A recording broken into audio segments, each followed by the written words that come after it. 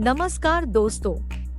आपका स्वागत है योगेश महाजन लीगल चैनल पर। योगेश महाजन लीगल चैनल पर हम आपको प्रस्तुत करेंगे नवीनतम सुप्रीम कोर्ट के फैसलों और विभिन्न अन्य न्यायालयों के फैसलों पर और विधि ज्ञान को प्रसारित करने का प्रयास करेंगे। इस चैनल पर हम न्यायिक फैसलों के महत्व को समझाने और विधि समझौतों की युक्तियों को समझाने का प्रयास करते हैं। हमारा मकसद है कानून और न्याय के क्षेत्र में ज्ञान को आपके पास पहुंचाना, तो कृपया हमारे चैनल को सब्सक्राइब करें, घंटी आइकन दबाएं, वीडियो को लाइक और शेयर करें। दोस्तों, माननीय सुप्रीम कोर्ट की एक जजमेंट आई थी जो एक लैंडमार्क जजमेंट है, जो कि 28 मार्च 2025 की ये जजमेंट है।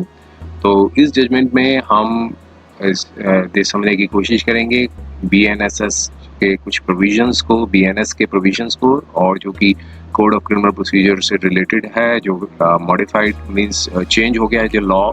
कोड ऑफ क्रिमिनल प्रोसीजर जो BNSS बन गया है, और इंडियन पीनल कोड जो कंपैरेटिव जो प्रोविजंस हैं वो बन गए हैं। तो उसको हम समझने की कोशिश करेंगे, और यहाँ पर ये भी देखेंगे कि अपीलेंट को किस ग्राउंड्स पे जो है वो रिलीफ था वो ग्रांट किया गया था। तो दोस्तों, ये जजमेंट आई थी और ये क्रिमिनल अपील है 1545/2025 की जजमेंट है, और ये जजमेंट आई थी 28 मार्च 2025 को। तो अपीलेंट की क्या ग्रीवेंसेस थी, तो पहले हम उसको समझते हैं। पहले कोर्ट ने जब जजमेंट लिखी थी तो उसमें जो पहला पैराग्राफ में यही मेंशन किया था कि हमारे संविधान को बने 75 साल हो गए हैं, और जो इम्पोर्टेंट फंडामेंटल राइट्स हैं जो सिटीजन्स को दिए गए हैं, जो आर्टिकल 19(1)(a) कॉन्स्टिट्यूशन के अंदर, और जो fundamental right of freedom of speech और एक्सप्रेशन भी जो होता है, जो कि 75 साल के होने के बाद भी अभी जो हमारी जो स्टेट मशीनरी है, जो लॉ इन्फोर्समेंट मशीनरी है स्टेट की, वो या तो वो इग्नोरेंट है जो हमारे जो मौलिक अधिकारों से रिलेटेड, और या फिर केयर नहीं करती है ये फंडामेंटल राइट की। ऐसा जजमेंट में बताया गया है। और क्या इशू था? इशू था, एक पोएम थी वो रिसाइट की थी, एक बैकग्राउंड वीडियो क्लिप था, और उसमें सोशल मीडिया पे अपीलेंट ने ये पोस्ट की थी, और उसमें जो पैराग्राफ थे मींस जो पैराग्राफ नंबर 13 के में पोएम्स में वो जो टेक्स्ट था वो यहाँ पर जजमेंट में बताया गया है। वो क्या था, कंटेंट्स में यहाँ पर मेंशन किया गया है, और यहाँ पर बताया कि जो अपीलेंट है वो एक मेंबर है राज्यसभा के, और जो सेकंड रिस्पोंडेंट है वो एक कंप्लेनेंट है, जो मींस उन्होंने एक FIR थी वो रजिस्टर कराई थी। जो प्रोविजंस थे BNS के, जिसे भारतीय न्याय संहिता कहा जाता है, और जो कि इंडियन पीनल कोड का जो मींस जो वर्जन है उसको रिप्लेस कर दिया है BNS ने। उस जो किस धाराओं में रजिस्टर्ड किया था वो 196, 197 पार्ट 1, 302, 299, 57 और 3 सब पार्ट 5 ऑफ BNS 2023। हम इसका कंपैरेटिवली चार्ट को देखते हैं। पहले 196 कहता क्या है सेक्शन, हम उसको भी समझने की कोशिश करेंगे। जो इंडियन पीनल कोड में जो प्रोविजंस हैं वो चेंज हो गए हैं, और अब जो यहाँ पर BNS के जो कंपैरेटिव प्रोविजंस है उसके साथ हम टैली करेंगे कि कौन से प्रोविजंस थे। जो 153A है जो इंडियन पीनल कोड का, वो 196 बन गया है, जो कि कहता है कि promoting enmity between different groups on ground of religion, race, place, birth, residence, language etcetera. तो ये एक 153A का जो पार्ट था वो बन गया है। 197 जो है, जो कि imputations, assertions prejudicial to the national integration, 153B का जो पार्ट बन गया है 197 के अंदर जो बताया गया है सब पार्ट 1। अब 302, 299, 57 और सब 3 सब पार्ट 5 ऑफ BNS। तो सेक्शन 3 सब पार्ट 5 जो है वो कॉमन इंटेंशन से रिलेटेड है। जो इंडियन पीनल कोड का जो सेक्शन 34 था वो अब 3 सब पार्ट 5 के अंदर डाला गया है, और सेक्शन 299 और 302 को भी हम देखेंगे। 299 जो है वो बनाया गया है, जो कंटेंट्स बताए गए हैं वो 295A का था जो इंडियन पीनल कोड का, वो 299 में बना दिया है, जिसमें कहा गया है कि जानबूझकर कोई मैलिशियस एक्ट्स किए जाएं जो आउटरीच करे रिलीजियस फीलिंग्स को किसी भी क्लास के, या उनके रिलीजन को इंसल्ट करे या फिर रिलीजियस बिलीफ्स को इंसल्ट करे। और 302 का जो प्रोविजन है वो बताया गया है, जो पहले 298 था वो अब 302 बन गया, जो कि कहता है कि uttering words with deliberate intention के साथ जो रिलीजियस फीलिंग्स को मीन्स हार्म करते हो, वूंड करते हो ऑफ एनी पर्सन। तो ये प्रोविजंस के अंदर बनाया गया था। और कंप्लेंट थी वो सेकंड रिस्पोंडेंट ने दी थी और कहा था कि 29 दिसंबर 2024 को जब बर्थडे था एक मेंबर है, व्यक्ति का नाम बताया गया, जो म्यूनिसिपल कॉर्पोरेशन ऑफ जामनगर का में, तो एक मास रीडिंग प्रोग्राम था वो मीन्स हेल्ड हुआ था वहाँ पे, एक ट्रस्ट का नाम बताया है। और फिर कहा कि उन म्यूनिसिपल काउंसिलर ने जो प्रेजेंट अपीलेंट को इनवाइट किया था और एक वीडियो इवेंट था वो हुआ था, और अपीलेंट ने वीडियो जो था वो पोस्ट किया था सोशल मीडिया प्लेटफॉर्म में अपने वेरीफाइड अकाउंट से। वीडियो में रिसाइटेशन थी पोएम की जो रिप्रोड्यूस की गई थी इन द अबव बैकग्राउंड। तो एलिगेशन ये थी कि कंप्लेंट में ये बताया गया था कि जो स्पोकन वर्ड्स, जो वर्ड्स बोले गए थे पोएम के अंदर, उसने इंसाइट किया है एक कम्युनिटी की अगेंस्ट अनदर, तो जिससे कम्युनिटी के जो रिलीजियस और सोशल सेंटिमेंट्स को मीन्स हर्ट हुआ है। और ये कहा कि जो सॉन्ग का जो लिरिक्स था उसने इंसाइट किया है जो लोगों को अदर कम्युनिटीज के लिए कि वो अपने कम्युनिटी राइट्स के लिए फाइट करें। तो यहाँ पर ये भी बताया गया कि जो वीडियो जो पोस्ट किया था अपीलेंट ने, उसने एक एनिमिटी जो है दोनों कम्युनिटी के बीच में क्रिएट की है, और इस एक प्रकार का द्वेष जो है दोनों डिपार्टमेंट के बीच में क्या नेशनल लेवल पे, और एक दूसरे के पीछे हेट्रेडनेस जो होती है, हेट्रेड मीन्स घृणा जो एक दूसरे के दो ग्रुप्स के बीच में की है। और इस साथ फर्दर ये भी लिस्ट किया गया कि इसका नेशनल यूनिटी पे एक बुरा असर पड़ता है, ये एलिगेशन थी। हाई कोर्ट के समक्ष जब वो प्रोसीडिंग्स गई, मीन्स अपीलेंट ने जब केस रजिस्टर्ड हुआ तो उन्होंने 528 BNSS के अंदर एक याचिका दाखिल की जो कि 482 CRP से रिलेटेड है। जो पहले कोड ऑफ क्रिमिनल प्रोसीजर था 1973 का, उसमें 482 के अंदर क्वेश्चनिंग पिटीशन डालते थे, जो एक हाई कोर्ट की जो इनहेरिट पावर्स है, अब वो बन गया है 528 BNSS, जो read with section article 226 of constitution, जिसमें प्रेयर मांगी कि FIR को क्वैश कर दिया जाए। जब इशू किया गया नोटिस पिटीशन में, तो लर्नर जनरल ने डायरेक्शन भी दी अपीलेंट को कि वो एफिडेविट फाइल करें, डिस्क्लोज करें जो कहाँ से पोएम का सोर्स क्या था, और एफिडेविट था वो अपीलेंट ने फाइल किया था। पैराग्राफ 3 से 5 थे एफिडेविट के, वो यहाँ बताए गए हैं, और उसमें ये बताया गया था कि जो पोएम थी वो जो क्वेश्चन में थी वो एक अवेलेबल इन्फॉर्मेशन में डाली गई थी, तो कुछ सोर्सेज के नाम बताए हैं, और साथ में बताया कि जो पोएम थी वो किनको एट्रीब्यूट की गई थी उसके बारे में बताया गया, और साथ में बताया था कि इंटरनेट ओपिनियंस थे वो डिवाइडेड रहते हैं, तो इसलिए कंक्लूसिवली असर्टेन करना कि डेफिनेट ऑथरशिप क्या किनका था दोनों के बीच में। और कॉपी थी वो स्क्रीनशॉट्स जो सर्च इंजन्स के बारे में बताया था उनकी भी अनेक्स्ट किए थे एफिडेविट में, उसको अनेक्शर A का मीन्स मार्किंग की थी। और साथ में ये कहा कि जो प्लेन रीडिंग सॉन्ग पोएम से, तो ये कहा कि ये मैसेज जो है लव और नॉन वायलेंस का है, तो ऐसा उन्होंने अपने एफिडेविट में बताया। अब इम्प्यून जजमेंट और ऑर्डर से जो हाई कोर्ट ने दिया था तो पिटीशन को रिजेक्ट कर दिया, और साथ में ये कहा कि जो इन्वेस्टिगेशन जो है वो भी नेसेंट स्टेज पे है, शुरुआत की स्टेज पे है। अब ऐसे केस में इसे इंटरफेयर नहीं किया जा सकता, जो एक डिसीजन आया हुआ था माननीय सुप्रीम कोर्ट का, जो Niharika infrastructure private limited versus state of Maharashtra. High court ने इस जजमेंट का रिलायंस दिया, और सबमिशन ये दी थी कि अपीलेंट की सबमिशन ये थी कि किसी भी इंग्रेडिएंट्स जो थे ऑफेंसेस के जो अपीलेंट के अगेंस्ट में लगाए गए हैं, अगर उसको कंप्लेंट को प्लेन रीडिंग पढ़ा जाए, प्लेन रीडिंग की मिस कंप्लेंट को पढ़ा जाए पोएम को, तो कोई भी इंग्रेडिएंट्स है वो बनता नहीं है। और साथ में बताया कि ये यूजुअली हैपन्स होता है कि जो वीडियो सोशल मीडिया में साइट में पोस्ट किया जाता है तो उसमें कई रिस्पॉन्सेज आते हैं, कुछ फेवर में आते हैं, कुछ अगेंस्ट में आते हैं। तो ऐसे में ये नहीं कहा जा सकता कि पोएम ने किसी प्रकार की सोशल डिसहार्मोनी की हो कुछ पीपल्स के अगेंस्ट में।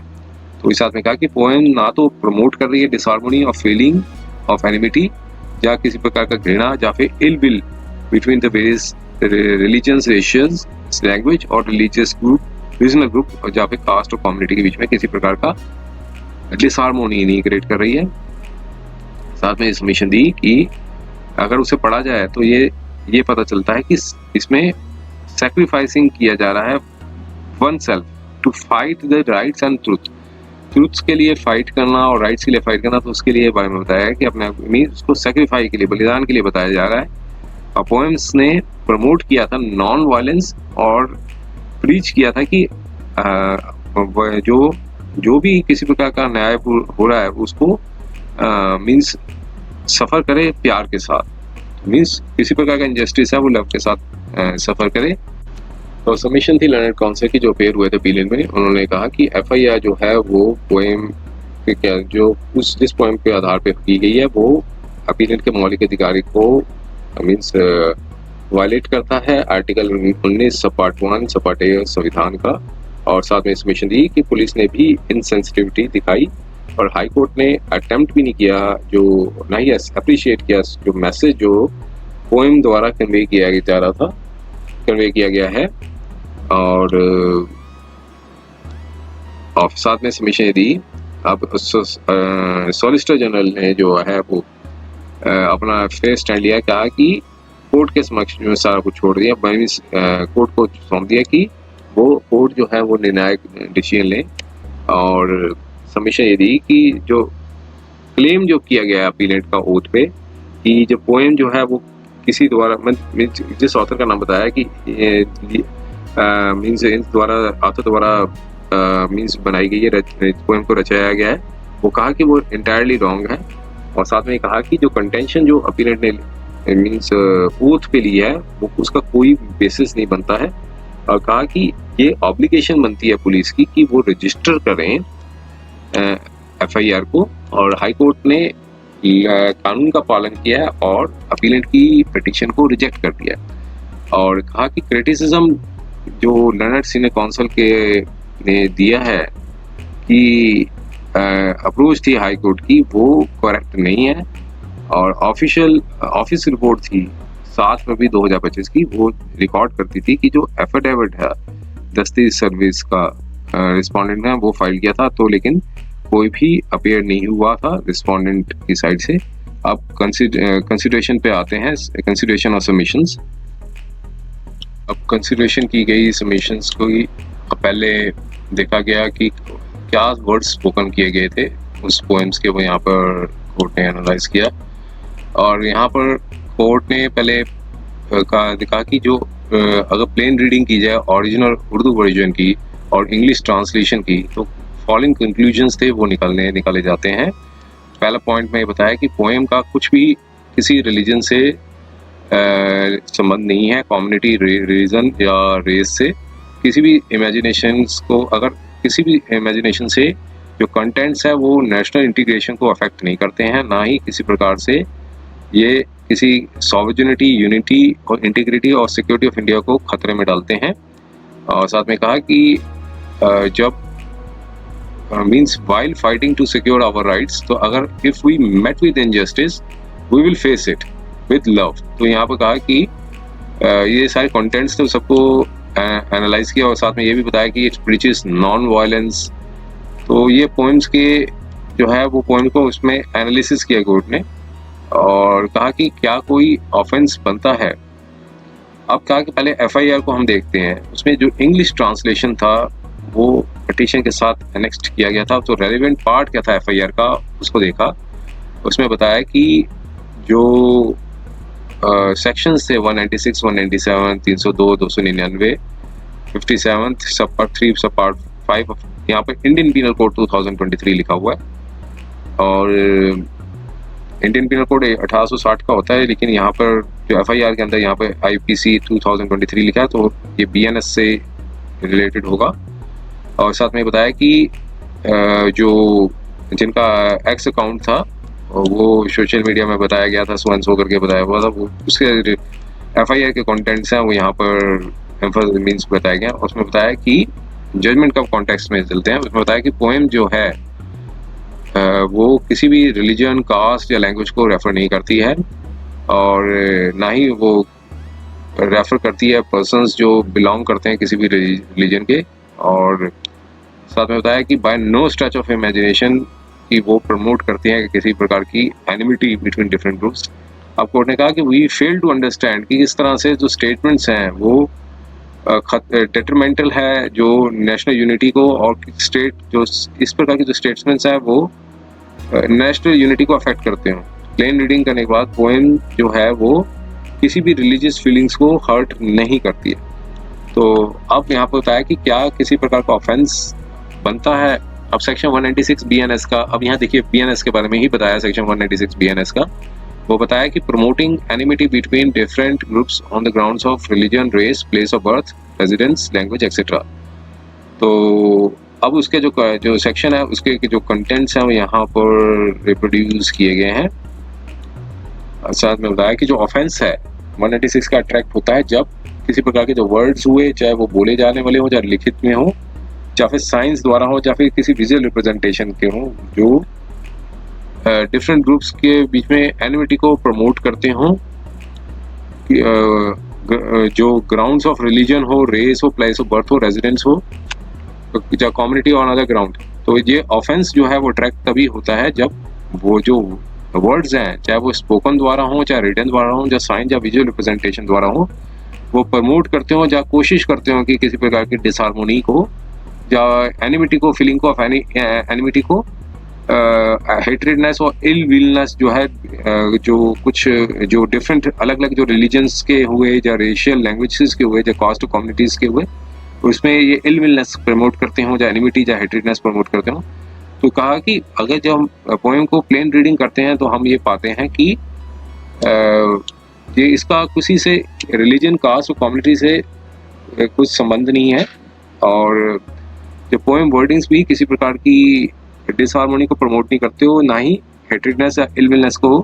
प्रमोट करते हैं। ये सिर्फ चैलेंज करते हैं जो इनजस्टिस जो है वो दिया गया है किसी बाय द रूलर द्वारा। तो यहाँ पर एक काफ़ी ज़्यादा कहना कठिन होगा कि जो वर्ड्स यूज़ किए गए थे अपीलेंट ने वो डिस्टर्ब करने के लिए थे, या फिर likely to disturb the public tranquility को, पब्लिक ट्रांसक्विलिटी को डिस्टर्ब करने के लिए बनाया गया था। तो यहाँ पे कहा कि ये बहुत ज़्यादा कहना कठिन होगा, क्योंकि जो क्लास थी सेक्शन 196A और B का और सब पार्ट 1 का, वो अट्रैक्ट नहीं होती है, तो कोई एलिगेशन नहीं बनती है अपीलेंट के अगेंस्ट में, जो फिर जो किसी प्रकार की जो एक्सरसाइज और मूवमेंट ड्रिल या सिमिलर एक्टिविटी हो, इस प्रकार की कोई एलिगेशन नहीं बनती है। कोई एलिगेशन नहीं बनती थी, मीन्स कोई एलिगेशन नहीं थी अपीलेंट की कि उन्होंने जो वर्ड्स अटर्ड किए थे किसी एनी प्लेस ऑफ वर्शिप, या फिर जो असेंबली एंगेज थी जो रिलीजियस वर्शिप्स को परफॉर्मेंस करने के लिए, जो फिर रिलीजियस सेरेमनीज थी। तो क्लास C था, उसने कहा कोई एप्लीकेशन नहीं था। अपीलेंट ने जो वीडियो था वो मास मैरिज फंक्शन का लिए डाला था और बैकग्राउंड में था, और जो वर्ड्स थे जो उसने अटर्ड किए थे उन्होंने, तो वे कहा कि 196 का कोई एप्लीकेशन नहीं था इसमें। 197 का सेक्शन कहता है, 197 बताता है कि जो इम्प्यूटेशंस किए गए हों, जो असर्शंस हों जो नेशनल इंटीग्रेशन को प्रिजुडाइज करते हों, और सेक्शन 197 के जो कंटेंट्स हैं वो यहाँ लिखे गए हैं। और जैसे कि बताया कि जो पहले ही बताया हुआ था कि जो पोएम जो है वो किसी प्रकार की पब्लिश नहीं करती है, ना ही बनाती है इम्प्यूटेशन को, और किसी प्रकार से कंसर्न नहीं है किसी रिलीजन, रेस, लैंग्वेज या रिलीजन ग्रुप हुआ, कास्ट या कम्युनिटी हो, और कोई इसी प्रकार का सजेस्ट नहीं करती है कि किसी क्लास या पर्सन्स को जो राइट्स हैं वो डिनाइड किए गए हों बिकॉज वो इस members of religious, race, language और कास्ट और कम्युनिटी को बिलोंग करते हो। तो यहाँ पर किसी प्रकार की जो पब्लिश नहीं की थी एजर्शन को, ना ही बनाई थी, और काउंसिल नहीं किया था, ना प्ली या फिर अपील। लाइकली जो अपील जो है वो डिसहार्मनी और जो फीलिंग ऑफ एनिमिटी और हेट्रेडनेस और इलमिलनेस क्रिएट करती हो, जो बनाती हो। तो यहाँ पर बताया कि जो पोएम ने ना तो पब्लिश किया था, ना ही बनाई, ऐसी कोई फॉल्स और मिसलीडिंग इन्फॉर्मेशन दी थी। अब कहा कि ऑफेंस जो है सेक्शन 299 BNS का, वो भी अपीलेंट के अगेंस्ट में लगाया था। वो सेक्शन 299 कहता है deliberate and malicious act intent to outrage feelings of any class by insulting its religion or religious belief। तो इसके सेक्शन 299 का बताया। अब यहाँ पर बताया कि जो ऑफेंस था सेक्शन 302 का BNS का, उसका जो बारे में बताया गया कि होता क्या 302 BNS, जो कि बताता है कि uttering words etcetera with deliberate intent to wound religious feelings of any other person. तो किसी प्रकार के जो वर्ड्स अगर इस इंटेंशन के साथ किए जाएं जिससे किसी भी व्यक्ति की रिलीजियस फीलिंग्स हर्ट होती हो, तो सेक्शन 302 जो है वो अट्रैक्ट होता है। तो अब यहाँ पे ये बताया कि जो 302 जो है तभी बनेगा किसी प्रकार के जो वर्ड्स अटर्ड किए गए हों इस जानबूझ के मंशा के साथ, इस इंटेंशन के साथ किए हों कि जो रिलीजियस फीलिंग्स हैं किसी भी पर्सन की अगर अफेक्ट होती हो। और यहाँ पर अब कोर्ट ने कहा कि ये सेक्शन जो है वो एप्लीकेबल नहीं बनता है इस फेज पे। और सेक्शन 57 BNS के बारे में बताया। सेक्शन 57 जो बताया गया है, abetting commission of offence by public और बाय मोर देन 10 पर्सन, किसी भी 10 व्यक्ति द्वारा किसी ऑफेंस को अबेट किया हो, मीन्स इंस्टिगेट किया हो, तो सेक्शन 57 BNS का वो अट्रैक्ट होता है। अब यहाँ पर कोर्ट ने कहा कि हम ये समझ नहीं पाए हैं, अगर हम ये अज्यूम भी कर लेते हैं कि अपीलेंट ने किसी प्रकार का ऑफेंस किया है, तो किस तरीके से इसने अबेट किया है, मतलब जो अपीलेंट ने किस तरीके से अबेट किया है जो पब्लिक द्वारा जनरली और बाय नंबर और क्लास ऑफ पर्सन जो इसके जो संख्या 10 से ज़्यादा की हो। तो यहाँ पर कहा कि अगर मान भी लेते हैं 10 इन्होंने कोई ऑफेंस किया है, तो 10 से ज़्यादा लोग कैसे वो अबेट 10 से ज़्यादा लोगों ने कैसे क्लास बना के या ग्रुप बना के ये प्रकार का ऑफेंस किया है। तो ऑब्लिगेशन क्या है, अब अगला टॉपिक दिया है obligation to register a first information report. अब यहाँ पर क्वेश्चन ये आया कि ये एक ऑब्लिगेटरी है सेक्शन 173 सब पार्ट 1 BNSS का, जो कि FIR है रजिस्टर की जाए। तो अब सेक्शन 173 जो डील करता है वो बताता है इंफॉर्मेशन इन कॉजनेबल केसेस। तो सेक्शन 173 जो था, अगर हम इसे कंपैरिजन करते हैं 173 का, वो बनता है 154 का इंडियन CRPC का जो वर्ड था वो अब BNS के अंदर सेक्शन 173 बन गया है। और इसे अगर हम कंपैरिजन करते हैं जो कि FIR से रिलेटेड था, जो अब यहाँ पर सेक्शन 173 की जो व्याख्या की गई है, मीन्स जो पहले तो वही बताया गया है जो सेक्शन 173 का क्या है, व्याख्या नहीं मतलब मीन्स जो रिप्रोड्यूस किया गया है इस सेक्शन को, कि हर जो इन्फॉर्मेशन जो रिलेट करता हो commission of cognizable offence irrespective of area की कहाँ ऑफेंस हुआ है, तो यह चाहे वो ऑरली दिया गया हो चाहे इलेक्ट्रॉनिकल कम्युनिकेशन जो है ऑफिसर इंचार्ज को दी गई हो पुलिस स्टेशन में, अगर ऑरली दी जाती है तो उसका क्या कंडीशन है और इलेक्ट्रॉनिक कम्युनिकेशन क्या है उसके बारे में बताया गया है। सेक्शन 173 का पूरा डिटेल जो वर्जन है इसमें यहाँ पर रिप्रोड्यूस किया गया है। फिर बताया कि सब सेक्शन 1 जो है वो प्रोवाइड करता है इंफॉर्मेशन जो रिलेट्स करती हो कमीशन ऑफ कॉजनेबल ऑफेंस, तो चाहे वो ऑरली दी गई हो चाहे इलेक्ट्रॉनिकल कम्युनिकेशन दी गई हो ऑफिसर इंचार्ज हो पुलिस स्टेशन को, अगर इस प्रकार की जो इंफॉर्मेशन डिस्क्लोज करती है कि कोई कॉजनेबल ऑफेंस किया है, तो ये मैंडेटरी हो जाता है कि रिकॉर्ड करे सब्सटेंस ऑफ इंफॉर्मेशन जो ऑफिसर जो है अपने पास रखते हैं, जो इन द फॉर्म जो प्रिस्क्राइब करते हैं बाय द स्टेट गवर्नमेंट द्वारा। तो इसमें बताया कि कोई भी फर्दर इंक्वायरी जो है वो पुलिस द्वारा तभी ली जा सकती है अगर कोई इंफॉर्मेशन डिस्क्लोज करती हो कमीशन ऑफ कॉजनेबल ऑफेंस। तो ये साथ में ये बताया कि जो एक्सेप्शन जो है वो निकल के आया है सब सेक्शन 3 और 173 जो कोर्ट ने कहा कि हम डील करेंगे लेटर, लेकिन यहाँ पर बताया कि ये मैंडेटरी हो जाता है कि रिकॉर्ड करें इन्फॉर्मेशन इन अ बुक। तो इस साथ में ये बताया कि मैंडेटरी है कि रजिस्टर करे FIR को अगर कोई भी इंफॉर्मेशन जो मिलती है वो कॉजनेबल ऑफेंस को डिस्क्लोज करती हो। तो अब सेक्शन 154 CRPC के बारे में भी बताया कि जो कि बताया जाता था इंफॉर्मेशन इन कॉजनेबल केसेस पे, और ये सारे सेक्शन 154 CRPC के बारे में बताया गया है। अब यहाँ पर आया है सब सेक्शन 173 BNSS का। अब आया है सब सेक्शन 173 BNSS का। अब ये कहा कि ये सब्सटेंशियली सेम है जो सब सेक्शन 154 CRPC का था। अब लेकिन उसके बाद एक कॉन्स्टिट्यूशनल बेंच ने एक जजमेंट दी थी Lalita Kumar versus government of UP की, जो कि सेक्शन 154 CRPC के साथ डील करता था, वो रेलिवेंट थी। और पैरा 120 थी उस डिसीजन का जो जिसमें कंक्लूजन्स थे, कोर्ट ने उस कंक्लूजन्स को यहाँ पर रीड किए हैं, वो सारे डिटेल्स बताया था कि कब FIR जो है वो मैंडेटरी होती है सेक्शन 154 CRPC के, अगर कोई भी इन्फॉर्मेशन कॉजनेबल ऑफेंस की डिस्क्लोज करती हो तो कोई प्रिलिमिनरी इंक्वायरी जो है वो परमिसिबल नहीं होती ऐसे सिचुएशन में। उसके कुछ पैराग्राफिकल पॉइंट्स थे 120 के, वो यहाँ पर पूरे रिप्रोड्यूस किए गए हैं जो ललिता कुमार की जजमेंट थी। अब यहाँ पर उसका जो उसके बाद ये बताया कि सेक्शन 154 CRPC है वो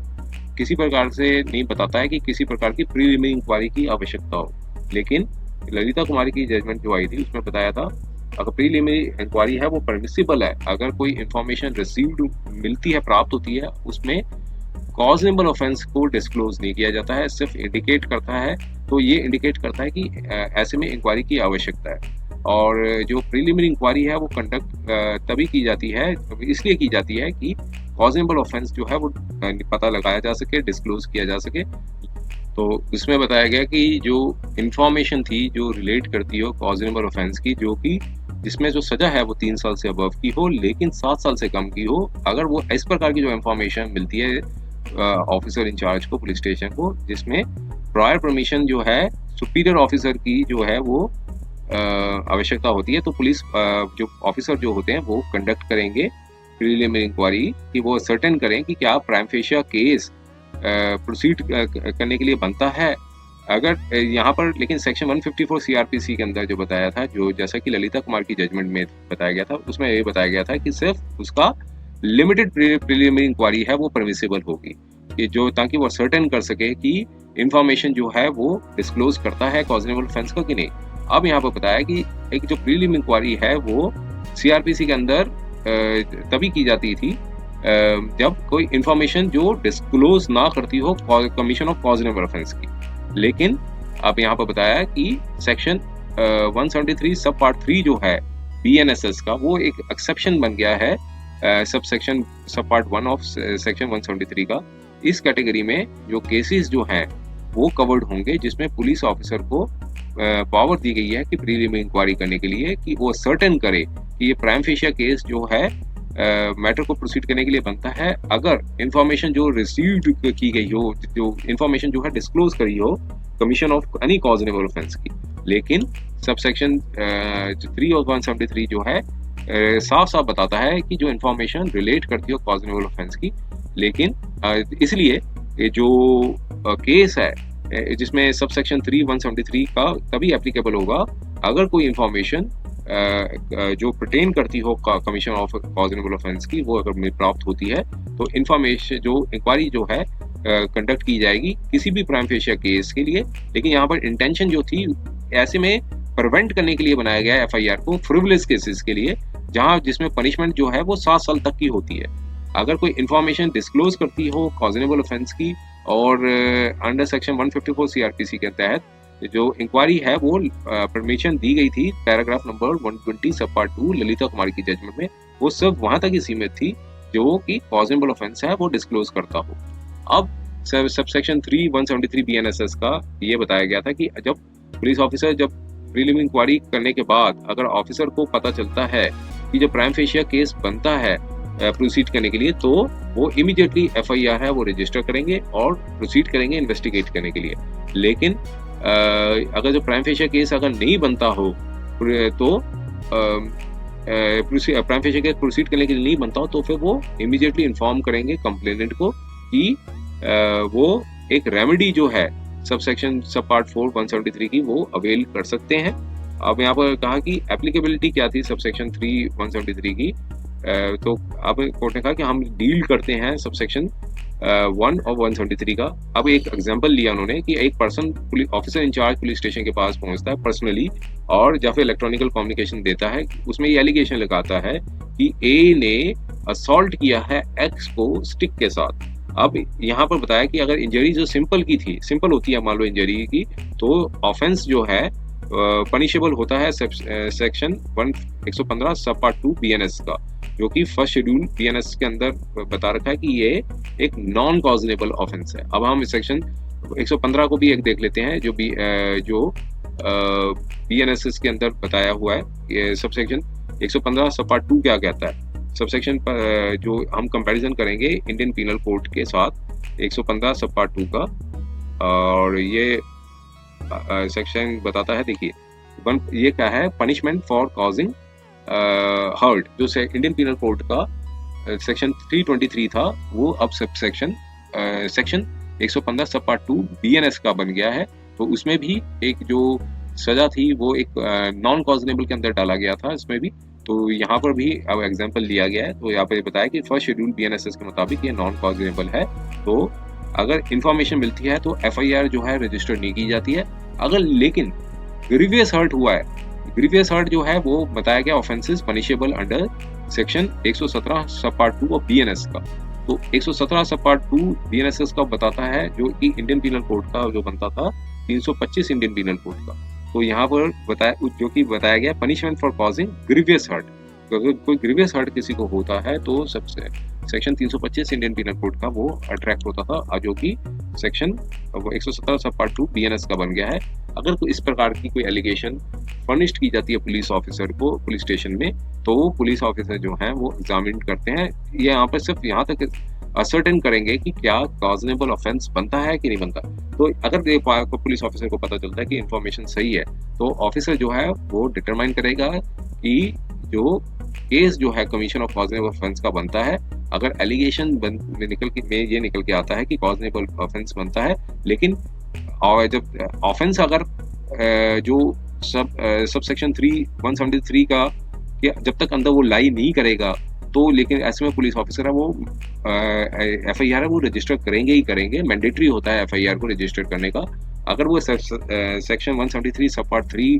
बीएनएस डबल एस को अट्रैक्ट करता है, तो जो कि बता रखा था कि सजा जिसमें 3 साल से अबव की है लेकिन लेस देन 7 ईयर्स है। लेकिन अगर कोई ग्रीवियस हर्ट है उसमें सजा 7 ईयर्स से अबव की है, तो इसमें एफआईआर जो है वो मैंडेटरी बन जाता है कि पुलिस ऑफिसर उसको रजिस्टर करें। और अब यहाँ पर वापस आए जो offence punishable under section 196 BNS के अंदर, कि डिसाइड करता है कि ये जो वर्ड्स चाहे वो स्पोकन द्वारा की गए हों, बोले गए हों, या फिर लिखित फॉर्म में दी गई हों, या फिर साइन या विजुअल रिप्रेजेंटेशन दी गई हो इलेक्ट्रॉनिकल कम्युनिकेशन से, उससे कॉन्सिक्वेंसेज जो हैं प्रोवाइड होते हों सेक्शन के अंदर। पुलिस ऑफिसर जिसको इंफॉर्मेशन फर्निश्ड की गई है, तो वो पहले वो रीड करेंगे या फिर सुनेंगे रिटन और स्पोकन, और अगर उसे पाएंगे कि ये ठीक है तो डिसाइड करेंगे कि ऑफेंस सेक्शन 196 का बनता है। तो रीडिंग और राइटिंग द वर्ड्स या फिर हेयरिंग द सच वर्ड्स, ये जरूरी होता है कि डिटरमाइन करें कि जो कंटेंट्स है जो कमीशन ऑफ ऑफेंस के कॉजनेबल ऑफेंस के बनते हैं। तो अब यहाँ पर बताया कि जो केस था वो ऑफेंसेस था पनिशेबल अंडर सेक्शन 187, 299 और 302 बीएनएस का। ये असर्टेन करता है कि इंफॉर्मेशन जो रिसीव की गई है ऑफिसर इंचार्ज पुलिस स्टेशन द्वारा कि वो कॉजनेबल ऑफेंस बनता है, तो ऑफिसर जो है वो कंसीडर करेंगे जो स्पोकन और रिटन वर्ड्स को, मींस उसका जो मीनिंग है स्पोकन और रिटन वर्ड्स का, उसको कंसीडर करेंगे। तो जो एक्ट बनता है पुलिस ऑफिसर का, वो ये will not amount to preliminary inquiry जब तक कि वो परमिसिबल नहीं है अंडर सेक्शन 1 ऑफ 173 के अंदर। अब यहाँ पर फिर से एक एग्जांपल लिया कि अगर एक पर्सन अटर करता है फॉलोइंग वर्ड्स को कि if ruler attacks me I will not retaliate. तो एक एग्जांपल लिया उन्होंने कोर्ट ने कि अगर कोई रूलर है वो उन पे हमला करता है लेकिन मैं रिटेलिएट नहीं करता हूँ, ऑन कंट्रेरी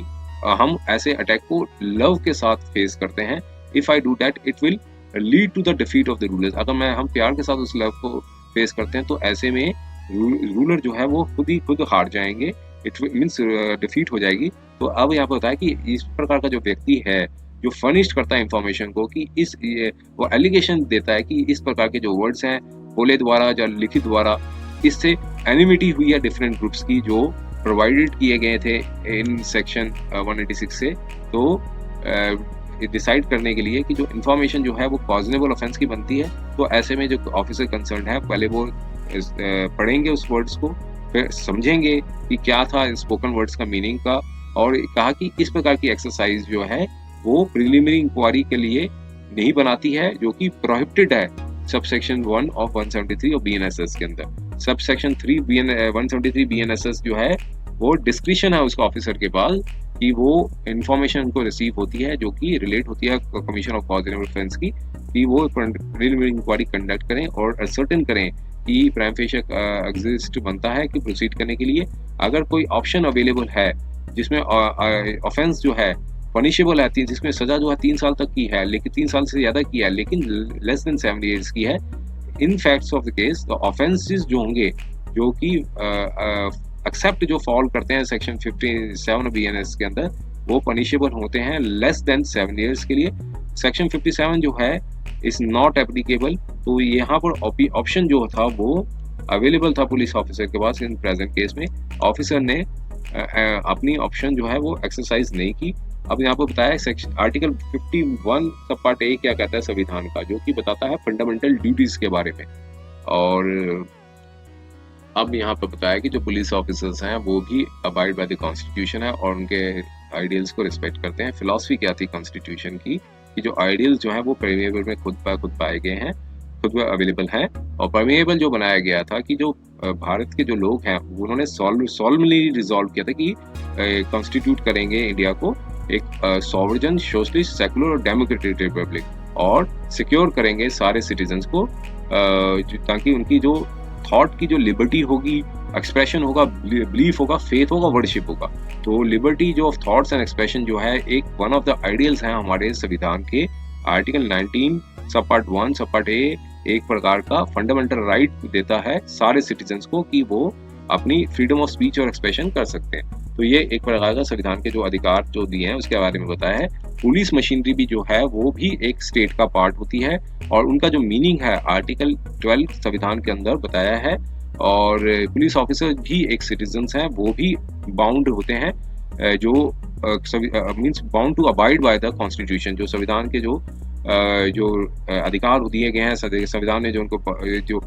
बताया संविधान जो बना है उसके लिए वो बाउंड है और वो भी बाउंड है कि उनको ऑनर करें और जो अपहोल्ड करें जो freedom of speech and expression को, जो कि सारे सिटीजन्स को दी गई है। और क्लॉज 2 जो आर्टिकल 19 संविधान का वो एक एक्सेप्शन है फंडामेंटल राइट का जो कि गारंटीड है clause A of clause 1 of article 19। अगर कहा कि एक लॉ जो कवर्ड किया गया है क्लॉज 2 के अंदर तो ऑपरेशनल जो है वो अनअफेक्टेड हो जाता है जो subsection clause A of clause 1। अब कोर्ट ने कहा कि हमें रिमेंबर करते हैं कि जो लॉज जो दिए गए हैं अंडर क्लॉज 2 को वो प्रोटेक्टेड दिए गए हैं, प्रोटेक्शन दी गई है, एक एक्सेप्शन प्रोवाइड की गई है आर्टिकल 19 सब पार्ट 2 को कि जो फ्रीडम जो है वो एनुमरेटेड है जो आर्टिकल 19 सब पार्ट 1 ए। तो मींस एक प्रकार की एक रीजनेबल रिस्ट्रिक्शन जो है वो दी गई है। Means freedom of speech and expression का मतलब ये नहीं कि कुछ भी आप बोल दो, लेकिन विद रीजनेबल रिस्ट्रिक्शन के तहत। तो ये एक आर्टिकल 92 के अंदर क्या है कि हर आदमी को व्यक्ति बोलने की, अभिव्यक्ति करने की, मींस बोलने की जो है वो आज़ादी है, लेकिन विद रीजनेबल रिस्ट्रिक्शंस के साथ। अब यहाँ पर कहा कि जो रीजनेबल रिस्ट्रिक्शन जो है वो प्रोवाइड है आर्टिकल 19 सब पार्ट 2 के अंदर, जो कि रीजनेबल होनी चाहिए, ना कि एक फैंसीफुल या एंड ऑप्रेसिव हो। तो यहाँ पर बताया कि जो भी रीजनेबल रिस्ट्रिक्शंस जो लगाई हैं कि यदि कि मनमानी रिस्ट्रिक्शंस लगा देंगे जो ऑप्रेसिव होगी, तो ये साथ में ये बताया कि एक रीजनेबल रिस्ट्रिक्शन जो है वो होती है। आर्टिकल 19 सब पार्ट 2 जो है वो अलाउ नहीं करता कि किसी भी सब्सटेंशिएटेड राइट्स जो दिए गए हैं उसको ओवर शैडो कर दिया जाए, जिसमें freedom of speech and expression भी होता है। और एक एलिगेशन अगर लगाई गई थी कि जो ऑफेंस है जो कवर्ड होता है लॉ द्वारा अंडर क्लॉज 2 ऑफ आर्टिकल 19, अगर साथ में बताया कि इफ सबसेक्शन 173 एप्लीकेबल होता है तो ये हमेशा एप्रोप्रिएट होगा कि एक प्रीलिमिनरी इंक्वायरी को कंडक्ट किया जाए और सर्टेन किया जाए कि प्राइम फेशियल केस जो है बनता हो कि अक्यूज्ड के अगेंस्ट में, ताकि ये इंश्योर किया जा सके फंडामेंटल जो राइट्स दिए गए हैं article means clause A of clause 1 of article 19 जो हमेशा प्रोटेक्टेड हों। तो ऐसे केसेस में हायर पुलिस ऑफिसर्स हैं वो उनको रेफर किया जाता है, वो रेफर करते हैं सेक्शन 173 सब पार्ट 3 का, जिसमें नॉर्मली परमिशन दी जाती है पुलिस ऑफिसर को कि वो प्रीलिमिनरी इंक्वायरी कंडक्ट करें। और जब कमीशन ऑफ कॉजनेबल ऑफेंस के बारे में बताया गया है कि अलेज्ड किया गया है तो पनिशमेंट जो है वो अप टू 7 years तक की यहाँ पर बताई गई है। और चाहे वो स्पोकन वर्ड्स हों चाहे रिटन वर्ड्स हों, लेकिन ये हमेशा एप्रोप्रिएट होगा कि वो अपनी ऑप्शन जो है सबसेक्शन 3 ऑफ 173 के अंदर वो एक्सरसाइज करें और एक प्रीलिमिनरी इंक्वायरी है वो कंडक्ट करें, ताकि असर्टेन किया जा सके कि प्राइम फेशियल केस है वो बनता हो। और ऑप्शन अगर सबसेक्शन 3 अगर एक्सरसाइज नहीं किया जाता पुलिस ऑफिसर द्वारा तो वो एक मींस एक वो सारी चीज़ को एक FIR के अंदर लगा रजिस्टर करा के पर्सन के अगेंस्ट करते हैं। तो जिन्होंने अपनी एक फंडामेंटल राइट है वो अपनी एक्सरसाइज किया है। अब यहाँ पर बताया कि 2 क्लॉज जो आर्टिकल 19 सब पार्ट 2 जो है अगर वो अट्रैक्ट नहीं होता है, इवन इन सच केसेस पे भी ऑप्शन जो है वो अवेलेबल होता है पुलिस ऑफिसर के पास कि वो सबसेक्शन 3 सब पार्ट ऑफ सेक्शन 173 अगर वो एक्सरसाइज नहीं किया गया है तो ये जो ऑब्जेक्ट था सबसेक्शन 3 173 BNS का वो डिफीट हो जाएगा। और एक ऑब्लिगेशन थी वो पुलिस ऑफिसर को दी गई थी अंडर आर्टिकल 51 सब पार्ट ए के अंदर, वो भी डिफीट हो जाएगी। तो अब यहाँ पर बताया कि अगर हम डील करते हैं परफॉर्मेंस ऑफ ऑब्लिगेशन सबसेक्शन सब पार्ट 1 और 173 का, जो कि कमीशन ऑफ ऑफेंस जो है वो बनता है स्पोकन और रिटन वर्ड्स द्वारा, जो पुलिस ऑफिसर जो हैं वो एक हमेशा माइंड में रखेंगे कि जो फंडामेंटल राइट जो दिया गया है अंडर आर्टिकल 19 सब पार्ट ए, वो एक्सेप्शन के साथ दिया गया है जो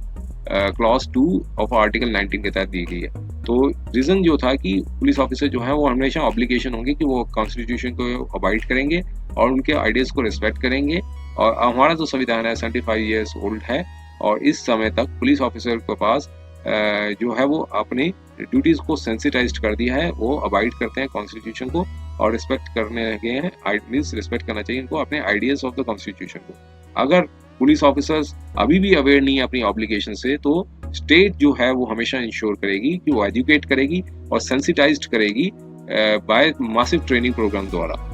इन फैक्ट्स ऑफ केस में बिना किसी रिपोर्ट्स लिए सबसेक्शन 3 और 173 BNSS का इंफॉर्मेशन जो पुलिस ऑफिसर को दी गई थी वो अट्रैक्ट नहीं होती है। जो ऑफेंसेस थे सेक्शन 196, 197, 299, 302 और BNS का। और अब यहाँ पर स्टैंडर्ड कहा है कि हम स्टैंडर्ड अप्लाई करते हैं। एक कहा कि हम ये एक जो जस्टिस ऑनरेबल जस्टिस की जो जजेस नागपुर हाई कोर्ट की जो जजमेंट थी उसको यहाँ पर कोर्ट किया उन्होंने, Bhagwati Charan Shukla versus provincial government CP and Berar. तो उसके जो पैराग्राफ कंटेंट्स थे यहाँ पर मेंशन किए गए हैं जजमेंट के। और अब यहाँ पर कहा कि जो ऑनरेबल जज थे उन्होंने क्या अपनी जो ऑथर की थी, तो उन्होंने कोर्ट किया था with approval in at least 2 cases में। पहला केस था डिसीजन था Manzar Syed Khan versus state of Maharashtra का। सेकंड केस था डिसीजन का Ramesh versus union of India का। जो व्यू लिया गया था ऑनरेबल जजेस द्वारा, जो जजेस थे नागपुर हाई कोर्ट के, उनको भी यहाँ पर कोर्ट किया गया कि अप्रूवल कोर्ट द्वारा means approval bye this court कि एक केस था जावेद अहमद हजाम versus state of Maharashtra. Court ने जो केस था जावेद अहमद हजाम का, वो डील करता था जो ऑफेंसेस पनिशेबल थे सेक्शन 153A ऑफ IPC। अब यहाँ पर कहा कि सेक्शन 153 ऑफ IPC था वो एक पैरामीट्रिया है जो सेक्शन 196 ऑफ BNS का। सिर्फ ये डिफरेंस ये था कि जो वर्ड्स थे और थ्रू इलेक्ट्रॉनिक कम्युनिकेशन जो है वो ऐड कर दिया गया था सेक्शन 196 सब पार्ट ए ऑफ BNS का, जो कि क्लॉज में नहीं था 153 सब पार्ट ए ऑफ IPC का। और जो ऑफेंस पनिशेबल है 196 और BNS के अंदर जो अलेज्ड किए गए हैं, ऐसे में जो अफेक्ट होगा स्पोकन और रिटन वर्ड्स का वो कंसिडर किया जाएगा with standard of reasonable strong minded और फिल्म और करेजियस इंडिविजुअल्स का, ना कि उन स्टैंडर्ड्स के साथ मैच किया जाएगा जिनकी वीक और ऑसिलेटिंग माइंड्स हैं। तो मीन्स जो स्टैंडर्ड जो अप्लाई किए हैं ये कहेगा कि हम उन रीजनेबल स्टैंडर्ड्स के लोगों के साथ मैच करेंगे जिनका स्ट्रॉन्ग माइंडेड और करेजियस इंडिविजुअल्स है, ना कि जिनकी ऑसिलेटिंग माइंड और वीक माइंड्स हैं, वीक एंड ऑसिलेटिंग माइंड्स हैं। तो इस प्रकार के जो स्पोकन और रिटन वर्ड्स हैं वो जज नहीं किए जा सकते उन स्टैंडर्ड्स और लोगों के साथ जिनका हमेशा इनसिक्योरिटी रहती है, जो हमेशा हमेशा जो परसीव करते हैं क्रिटिसिज्म, जो किसी प्रकार का क्रिटिसिज्म किया जाता है वो कहते हैं कि ये थ्रेट है जो पावर और पोजीशन का। तो इस प्रकार का उन्होंने भिन्नताएं दिखाई हैं। अब यहाँ पर कहा कि इंग्रेडिएंट भी होता है मेंस रिया का, मीन्स एक इंटेंशन के बारे में बताया गया कि इंग्रेडिएंट भी होता है मंजार सैयद खान का। और एक जजमेंट आई थी Patricia Mukhim versus state of Meghalaya की, तो उसमें बताया था कि जो इंग्रेडिएंट है मेंस रिया का वो हमेशा रीड में होना चाहिए section 153 of IPC by this court. और पैराग्राफ 8 to 14 था डिसीजन आया था जावेद अहमद हजाम का, जो एनालाइज करता है दोनों डिसीजंस को, उसको यहाँ पर रीड किया गया है। और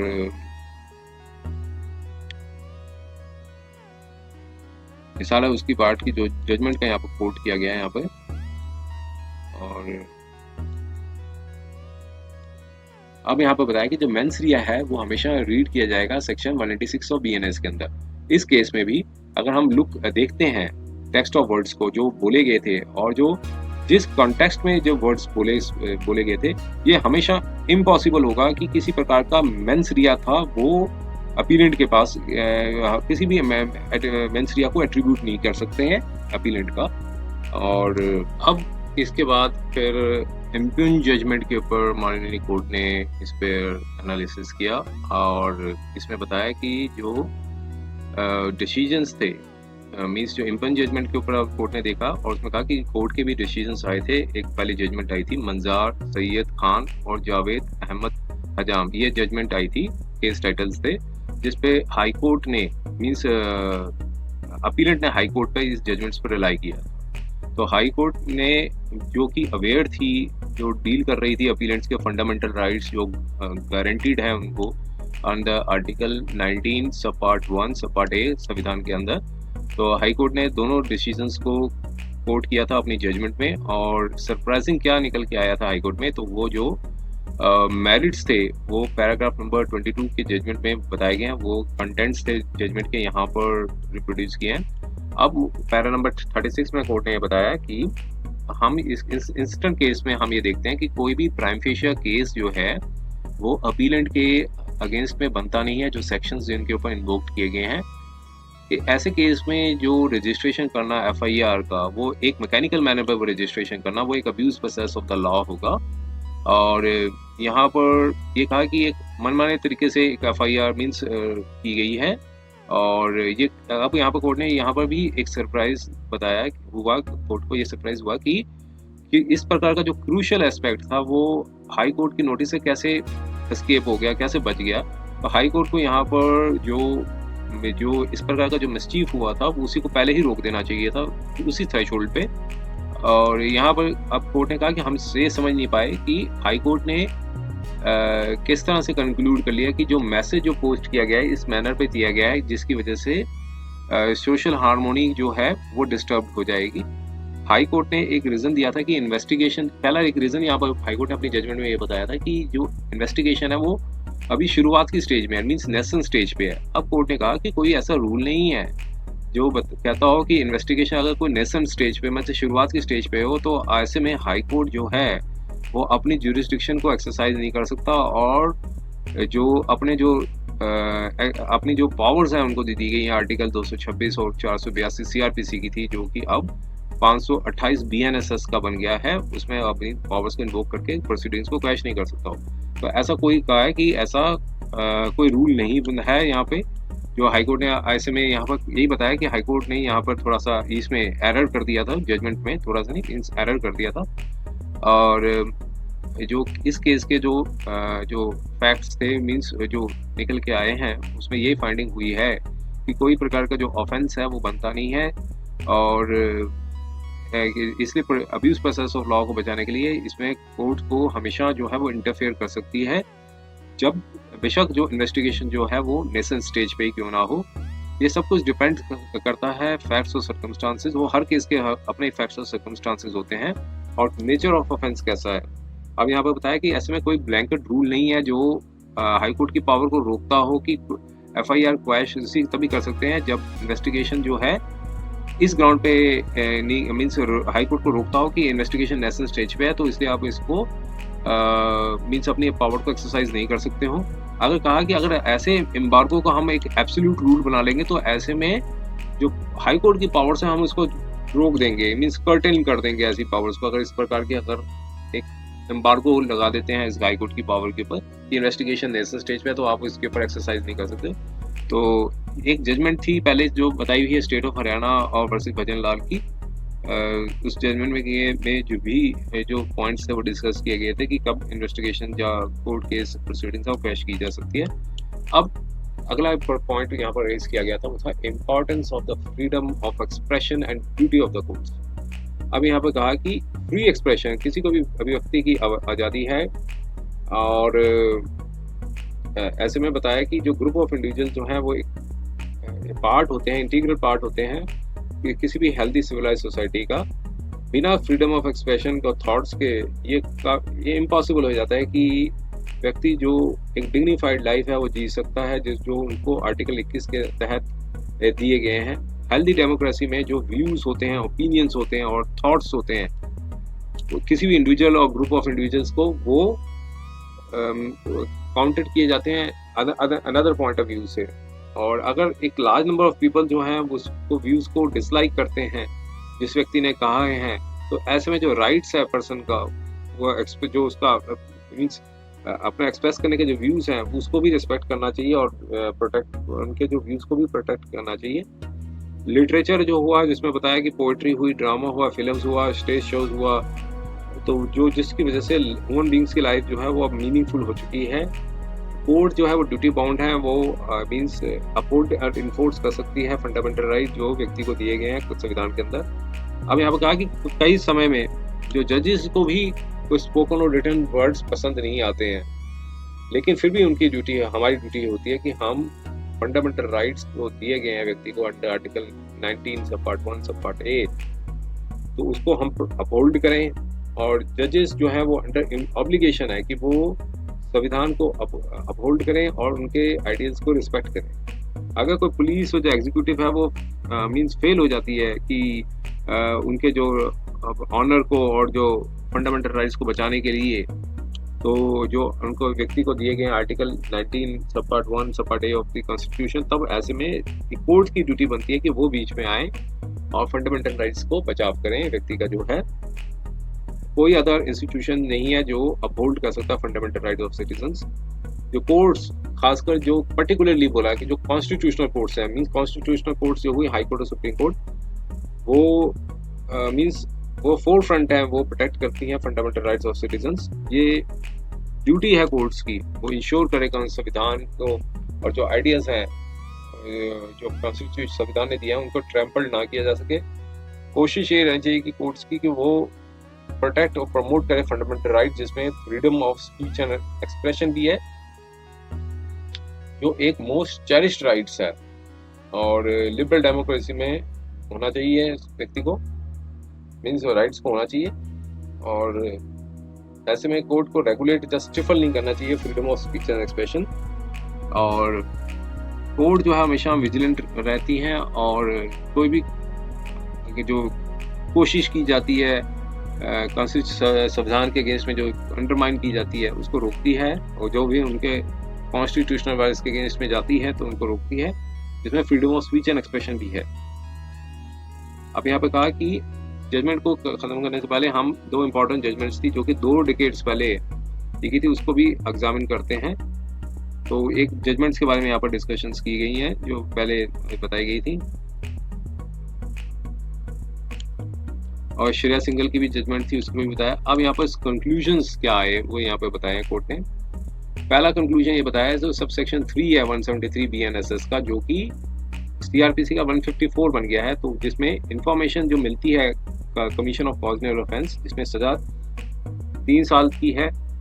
और लेकिन 7 साल से कम की है, तो ऑफिसर जो होता है पुलिस स्टेशन का वो प्रायर अपने सुपीरियर ऑफिसर्स के परमिशन के साथ ही जब उनसे ले लेते हैं तो पुलिस पावर के पास पावर आ जाती है कि वो प्रिलिमिनरी इंक्वायरी करें और पता लगाएं कि कोई प्राइम फेशियल केस बनता है और उसे प्रोसीड किया जा सकता है। लेकिन CRPC 154 CRPC में जो एक ललिता कुमार की जजमेंट आई थी उसमें कहा था कि एक लिमिटेड प्रीलिमिनरी इंक्वायरी ही परमिसिबल थी, कि कोई इंफॉर्मेशन जो रिसीव करती हो की गई हो वो कॉग्निटिव ऑफेंस को डिस्क्लोज करती हो। प्रीलिमिनरी इंक्वायरी जो है वो CRPC के अंदर की जाती है तभी जब इंफॉर्मेशन जो है वो डिस्क्लोज नहीं करता कि किसी प्रकार का कमीशन हुआ हो कॉग्निटिव ऑफेंस पे। और सबसेक्शन 3 173 BNSS का वो एक एक्सेप्शन था सबसेक्शन 1 ऑफ 173 का, जो कैटेगरी ऑफ केसेस जो कवर्ड किए गए हैं सबसेक्शन 3, पुलिस ऑफिसर जो है उनके पास पावर है कि वो प्रीलिमिनरी इंक्वायरी करें और सर्टेन करें कि जो प्राइम फेशियल केस जो है वो बनता है इस मैटर को प्रोसीड करने के लिए, अगर इंफॉर्मेशन जो रिसीव की गई है डिस्क्लोज करती है commission of any cognitive offence का। और सबसेक्शन 3 या 173 का BNSS का जिसमें बताया गया कि प्रीलिमिनरी इंक्वायरी करने के बाद अगर ऑफिसर को कंक्लूजन में आता है कि प्राइम फेशियल केस बनता है तो इमीडिएटली वो FIR रजिस्टर करेंगे और उनके पास पावर होती है कि इन्वेस्टिगेट करने के लिए। अगर उनके व्यू में आता है कि प्राइम फेशियल केस नहीं बनता है प्रोसीड करने के लिए तो वो इमीडिएटली इन्फॉर्म कर देते हैं इंफॉर्मेंट और कंप्लेनेंट को, ताकि वो अपनी जो रेमेडीज हैं 174 की 173 सब पार्ट 4 की वो अवेल कर सकें। अब यहाँ पे बताया कि जो ऑफेंसेस पनिशेबल थे सेक्शन 196 ऑफ बीएनएस वो डिसाइड करने के लिए हैं कि क्या वर्ड्स या स्पोकन और या रिटन और बाय साइन और विजिबल रिप्रेजेंटेशन है तो इलेक्ट्रॉनिकल कम्युनिकेशन और otherwise lead to the consequences provided in the section. तो पुलिस ऑफिसर जो हैं उनको जो इन्फॉर्मेशन दी जाती है तो वो रीड करेंगे, हेयर करेंगे वर्ड्स रिटन और स्पोकन, और उसे मानेंगे कि ये सही है तो डिसाइड करेंगे कि क्या ऑफेंस अंडर 196 जो है वो बनता है reading of the written words और हेयरिंग स्पोकन वर्ड्स जो है वो आवश्यक है डिटरमाइन करने के लिए कि क्या कंटेंट्स जो है वो बनते हैं in case of commission of the cognizable offence. और यहाँ पर बताया कि जो केस थे वो ऑफेंसेस पनिशेबल थे अंडर सेक्शन 197 299 330 बीएनएस। तो पता लगाना कि क्या इंफॉर्मेशन रिसीव की गई है officer in charge of police station वो कोई कॉग्निजेबल ऑफेंस बनता है, तो ऑफिसर जो है ऐसे में कंसीडर करते हैं कि जो मीनिंग और स्पोकन और रिटन वर्ड्स को कंसीडर करते हैं। और जो पुलिस का ऑफिसर का जो एक्ट है वो नहीं बनता है कि प्रीलिम इंक्वायरी के लिए, जो कि परमिसेबल नहीं है अंडर सेक्शन 173 सब पार्ट 1 बीएनएस का। और पुलिस ऑफिसर्स भी कहते हैं कि जो must be abide by the constitution और रिस्पेक्ट करते हैं आइडियल्स को, और जो फिलॉसफी है संविधान की और आइडियल्स थे वो परमिएबल में साफ मीन्स पाए गए हैं। परमिएबल जो दिया गया था वो था पीपल ऑफ इंडिया, जिनकी मीन्स उन्होंने रिजॉल्व किया था कि कॉन्स्टिट्यूट करने के लिए इंडिया को into a sovereign socialist secular democratic republic, और ताकि सिक्योर किया जा सके सारे सिटीजन्स को उनकी जो लिबर्टी ऑफ थॉट है, एक्सप्रेशन, बिलीव ऑफ फेथ और वर्शिप है। तो liberty of thought and expression जो है वो एक वन ऑफ द आइडियल्स हैं संविधान के। आर्टिकल 19 सब पार्ट 1A जो है प्रदान करता है फंडामेंटल राइट सारे सिटीजन्स को, जिसमें freedom of speech and expression है। और जो पुलिस मशीनरी है वो पार्ट है स्टेट का, जो कि आर्टिकल 12 का कॉन्स्टिट्यूशन के अंदर आती है। और जो पुलिस ऑफिसर्स जो हैं वो सिटीजन्स हैं, वो भी बाउंड हैं कि वो अबाइड करें कॉन्स्टिट्यूशन का, और वो भी बाउंड हैं कि वो ऑनर और freedom of speech and expression को अपहोल्ड करें जो दी गई है सारे सिटीजन्स को। क्लॉज 2 जो है आर्टिकल 19 की वो एक एक्सेप्शन है फंडामेंटल राइट जो गारंटीड है under clause A of clause 1 of article 19। अगर कोई लॉ कवर्ड है क्लॉज 2 के अंदर, उसका ऑपरेशन जो है वो अनअफेक्टेड रहेगा जो sub clause A of clause 1 है। तो हमें ये समझना चाहिए कि जो लॉज जो कवर्ड किए गए हैं क्लॉज 2 के अंदर वो प्रोटेक्टेड है by the way of an exception जो प्रोवाइड किए गए हैं कि वो एक रीजनेबल रिस्ट्रिक्शन लगा सकें। इसलिए जब एक एलिगेशन होती है कमीशन ऑफ ऑफेंस की जो कवर्ड है by law referred under clause 2 of article 19, और इफ सब सेक्शन 3 ऑफ 173 अगर एप्लीकेबल होगा तो ये हमेशा अप्रोप्रिएट होगा कि वो एक प्रीलिमिनरी इंक्वायरी को कंडक्ट करें कि और पता लगाएं कि जो प्राइमा फेशिया केस जो है वो बनता है अक्यूज्ड के अगेंस्ट में, तो ताकि ये इंश्योर किया जा सके फंडामेंटल राइट्स जो गारंटी दिए गए हैं under clause A of clause 1 of article 19 वो हमें रिमेन प्रोटेक्टेड रहेंगे। तो ऐसे में इस केसेस में एक हायर पुलिस ऑफिसर जो रेफर्ड किया गया है सबसेक्शन 3 ऑफ 173 मस्ट नॉर्मली जो है वो परमिशन जो ऑफिसर को देंगे ताकि वो प्रीलिमिनरी इंक्वायरी कंडक्ट कर सके। अब offence punishable under section 196 BNS का जो बताया गया था, तो ऐसे में बताया कि जो अफेक्ट था स्पोकन और रिटन वर्ड्स का उसको कंसीडर करना है किया जाएगा। तो अभी और based on standard reasonable strong minded frame of courageous individuals के बेसिस पे, बल्कि इस ग्राउंड्स पे नहीं कि जो स्टैंडर्ड्स होगा उन लोगों का जो वीक और जिनका ऑसिलेटिंग माइंड है। तो मीन्स जो एक स्ट्रॉन्ग माइंडेड करेजियस इंडिविजुअल्स है उसके स्टैंडर्ड से मेल करना पड़ेगा जो भी कोई स्पोकन वर्ड्स कहेंगे कि इनके अफेक्ट हुआ है इन वर्ड से, तो ना कि वीक और ऑसिलेटिंग माइंड्स के। तो अफेक्ट ऑफ स्पोकन और रिटन वर्ड्स जो हैं उसको जज नहीं किया जा सकता मीन्स उन स्टैंडर्ड के बेसिस पे जो एक हमेशा इनसिक्योरिटी फील करते हैं और जो ये बिलीव करते हैं कि क्रिटिसिज्म करने से एक पावर और पोजीशन को खतरा हो सकता है। तो यहाँ पर कहा कि कोई ऐसा एब्सोल्यूट रूल नहीं है ऐसे में कि इन्वेस्टिगेशन अगर कोई नेशनल स्टेज पे है तो हाई कोर्ट ऐसे में अपनी जुरिस्डिक्शन को एक्सरसाइज नहीं कर सकता और क्वैश नहीं कर सकता। जो पावर्स दिए गई हैं article 226 of constitution of India और सेक्शन 482 सीआरपीसी, जो कि इक्विवेलेंट था बीएनएसएस के, और हाई कोर्ट इस केस में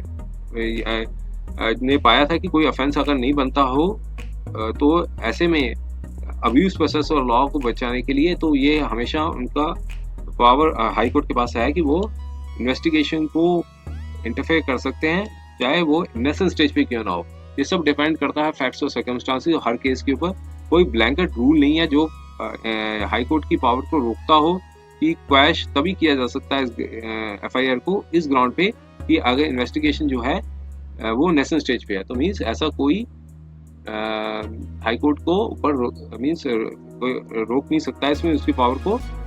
मीन्स एम्बार्गो नहीं लगा सकता है कि सिर्फ नेशनल स्टेज पे है तो ऐसे में आप वो एक्सरसाइज नहीं कर सकते हैं पावर को, क्वैशिंग नहीं कर सकते। तो मीन्स ऐसा कोई एम्बार्गो नहीं है इसके ऊपर। और expression of freedoms of thoughts और एक्सप्रेशन जो है वो व्यूज होगा इंडिविजुअल और ग्रुप ऑफ इंडिविजुअल्स का, जो कि इंटीग्रल पार्ट है हेल्दी सिविलाइज सोसाइटी का। बिना फ्रीडम ऑफ एक्सप्रेशन और थॉट्स और व्यूज के तो ये हमेशा इम्पॉसिबल होगा कि जो डिग्निफाइड लाइफ जो दी गई है guaranteed under article 21 of constitution में के तहत, तो हेल्दी डेमोक्रेसी में जो व्यूज ओपिनियंस और थॉट्स जो एक्सप्रेस किए गए इंडिविजुअल्स द्वारा या ग्रुप ऑफ इंडिविजुअल्स द्वारा उसे काउंटर करना पड़े, must be counter bye expressing another point of view. तो ये अगर कोई पर्सन डिसलाइक करते हैं जो व्यूज एक्सप्रेस किए गए हैं तो राइट ऑफ पर्सन का हमेशा वही मीन्स यही रहेगा कि वो एक्सप्रेस करें व्यूज को और उसको व्यूज को रिस्पेक्ट किया जाए, प्रोटेक्ट किया जाए। लिटरेचर जो जिसमें poetry, drama, film, stage shows हैं जिसकी वजह से ह्यूमन बींग्स की लाइफ है वो मीनिंगफुल हो गई है, द कोर्ट्स जो है वो ड्यूटी बाउंड है कि वो अपहोल्ड करें और फंडामेंटल राइट्स जो दिए गए हैं अंडर कॉन्स्टिट्यूशन ऑफ इंडिया के तहत। तो अब यहाँ पे कहा कि समटाइम्स हम भी जो जज हैं वो स्पोकन और रिटन वर्ड्स नहीं पसंद करते, लेकिन हमारी ड्यूटी है कि वो अपहोल्ड करें फंडामेंटल राइट्स अंडर आर्टिकल 19 सबपार्ट ए के तहत। तो जजेस जो हैं वो अंडर ऑब्लिगेशन है कि वो अपहोल्ड करेंगे कॉन्स्टिट्यूशन को, उनके आइडियल्स को रिस्पेक्ट करेंगे। अगर पुलिस जो है एग्जीक्यूटिव है वो फेल हो जाती है फंडामेंटल राइट्स जो गारंटी दिए गए article 19(1) A of the constitution, तो ये ड्यूटी है कोर्ट्स की, वो बीच इंटरफेयर करेंगी और प्रोटेक्ट करेंगी फंडामेंटल राइट्स को। कोई इंस्टीट्यूशन नहीं है जो फंडामेंटल राइट्स को अपहोल्ड कर सकता हो। 75 साल हो गए हमारी रिपब्लिक को, लेकिन हमने अपने इस प्रकार का जो कंपनी देखी फंडामेंटल्स के साथ कि एक रिसाइटल ऑफ पोएम जो किसी तरीके का जो मैनर पे जो एक्ट आर्ट और एंटरटेनमेंट जो इस तरह की होगी कि वो स्टैंड अप कॉमेडी है जो वो एक उसकी वजह से जो एनिमोसिटी है या फिर एटीनेस है डिफरेंट कम्युनिटीज की, तो इस व्यू को देखते हुए ऑल लेजिटिमेट एक्सप्रेशंस थे जो पब्लिक डोमेन के जो मीन्स फंडामेंटल थे फ्री सोसाइटी के। तो जजमेंट जो ऑथर की गई थी तो वो एक वैल्यूबल इनपुट दिए गए हैं। तो ऐसे में सर्कमस्टांसेस को देखते हुए इम्प्यूनिटी ऑर्डर जो है उसको सेट असाइड किया जाता है। तो हम जो इम्प्यूनिटी ऑर्डर है उसको क्वैश करते हैं, सेट असाइड करते हैं और एफआईआर थी सो एंड सो जो रजिस्टर्ड हुई थी सिटी ए डिविजनल पुलिस स्टेशन और फर्दर प्रोसीडिंग्स को भी हम यहाँ पर क्वैश करते हैं। तो अपील थी वो अकॉर्डिंगली अलाउ कर दी। ये जजमेंट आई थी 28 मई 2025 को। उम्मीद है कि यह वीडियो आपको पसंद आया होगा। अगर आपने अभी तक हमारे चैनल को सब्सक्राइब नहीं किया है तो कृपया इसे सब्सक्राइब कर ले और बेल आइकन दबाकर नोटिफिकेशन प्राप्त करें ताकि आप हमारे नए वीडियो से अपडेट रह सकें। अगर आपको यह वीडियो पसंद आया हो तो कृपया लाइक करें और अपने दोस्तों के साथ शेयर करें। हमारे चैनल पर आपको न्यायिक मुद्दों, कानूनी सलाह और कानूनी अपडेट्स के बारे में नवाचारिक और महत्वपूर्ण जानकारी मिलेगी। हमारे साथ बने रहें क्योंकि योगेश महाजन लीगल आपके कानूनी सवालों का सहायक है।